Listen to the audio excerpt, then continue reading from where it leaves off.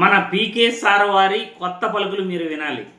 నేను left wing కాదు, right wing కాదు, నేను సెంట్రిస్ట్ని అంటున్న మన పీకే సార్ గారి మాటలు సోషల్ మీడియాలో వైరల్ అవుతున్నాయి. ఈ సోషల్ మీడియాలో వైరల్ అవుతున్న పవన్ కళ్యాణ్ వ్యాఖ్యలు చూసే ముందుగా రాజకీయాలలో నాయకులు ఎటువంటి వాళ్ళు, అవకాశవాదం ఎంతవరకు ఉంటుంది, నాయకుల యొక్క నిజ స్వరూపం ఎలా ఉంటుంది తెలుసుకునే ముందుగా మన వీడియోల్ని లైక్ చేసి మీరు 10 మందికి వీడియోల్ని షేర్ చేయండి. ఎక్కువ మంది మన వీడియోలు చూడగలిగితే రాజకీయ నాయకులు ఎలా ఉంటారు, ఎలా వాళ్ళు అవకాశవాదులు అనేది మీ కళ్ళకు కట్టినట్లు చూపిస్తాను. ఇప్పుడు పవన్ కళ్యాణ్ గారు ఏం మాట్లాడుతున్నారో ఒక్కసారి ఈ వీడియో చూసిన తర్వాత మళ్ళీ మనం చర్చించుకుందాం. మనకి కన్వీనియంట్ గా ఓట్ బ్యాంక్ పాలిటిక్స్ కోసం మాట్లాడుతుంటే అందుకు నేను గౌరవించాను.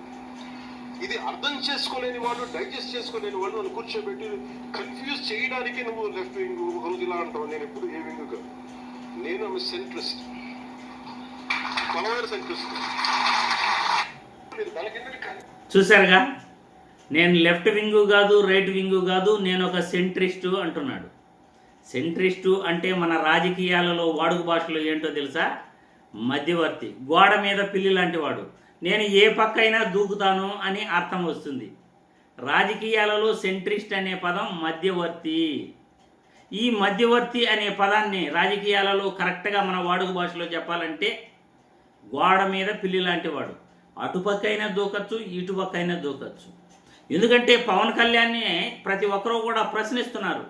మీరు ఈరోజు మాట్లాడిన మాట రేపు ఆ మాట పైన నిలబడట్లేదు, మీరు ఎందుకు ఈ విధంగా మాట మారుస్తుంటారు అని అడిగితే, నేను లెఫ్ట్ వింగు కాదు, రైట్ వింగు కాదు, ప్రతి ఒక్కరూ కూడా నన్ను అంటుంటారు మీరు ఎందుకు మాట మారుస్తారని, నేను సెంట్రిస్ట్ లాంటి వాడిని రాజకీయాల్లో అని అంటున్నాడు.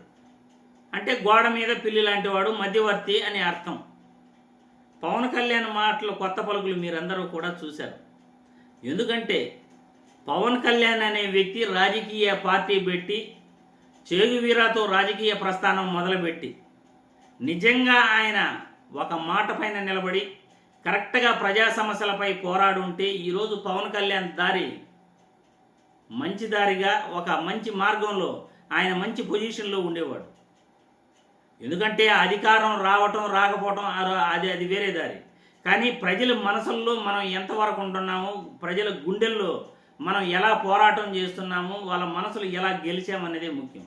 కానీ పవన్ కళ్యాణ్ గారు ఒక హీరోగా, ఒక టాప్ హీరోగా రాజకీయ ప్రవేశం చేసి అనేక ఎత్తుపల్లాలతో రాజకీయ ప్రస్థానాన్ని ప్రారంభించి ఆయన పూటకొక మాట మాట్లాడుతూ, రోజుకొక మాట మాట్లాడుతూ, మాట్లాడిన మాట పైన ఆయన స్టాండ్ తీసుకోకుండా కులాలను మతాలను రెచ్చగొడుతూ కులపోట్లు కావాలని ఒకసారి, నా కులపోళ్ళైనా నన్ను ఓటేయండి అని మరొకసారి, అట్లా సభల్లో సమావేశాల్లో ఆయన మాట తీరు ఏ విధంగా ఉండేదో మీరందరూ కూడా చూస్తున్నారు.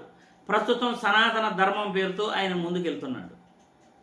మా నానమ్మ దీపారాధన చేస్తుంటే సిగరెట్ వెలిగించుకునేవాడు అని చెప్పిన వ్యక్తి మళ్ళీ మా ఇంట్లో కంటిన్యూగా తారక మంత్రం పోతూ ఉంటుంది, మా నాన్న తారక మంత్రాన్ని ఎప్పుడు ఇంట్లో ప్లే చేస్తుంటాడు, తారక మంత్రం వింటూ ఉంటాము మేమందరం కూడా అని అంటాడు. హరే రామ హరే కృష్ణ కృష్ణ కృష్ణ హరే హరే అని అది తారక మంత్రం అంట. అది తారక మంత్రం కాదు, అది మహామంత్రం.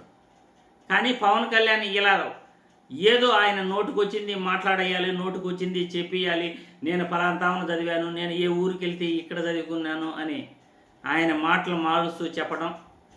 ఇప్పుడు రాజకీయాలలో నేను సెంట్రిస్ట్ లాంటి వాడిని అని కొత్త పలుకులు పలుకుతున్నాడు. ఎప్పుడూ ఒక మాట పైన ఉండకుండా పవన్ కళ్యాణ్ రాజకీయాలలో ఊసరవెల్లిలాగా మాట మారుస్తూ ఎందుకు ఈ విధంగా ప్రయాణం చేస్తున్నాడు? ఇటువంటి వ్యక్తులు రాజకీయాలలో ఉంటే ప్రజలకు ఏమైనా ఉపయోగం ఉంటుందా? ఇప్పుడు 20 నెలలు మీరు చూశారు. పవన్ కళ్యాణ్ అధికారంలోకి వచ్చిన తర్వాత ఆయన గత ఎన్నికలలో ఇచ్చిన హామీలు ఏమైనా నిలబెట్టుకున్నాడా? కనీసం సుగాలి ప్రీతి తల్లికిచ్చిన హామీ కూడా ఆయన నిలబెట్టుకోలేదు.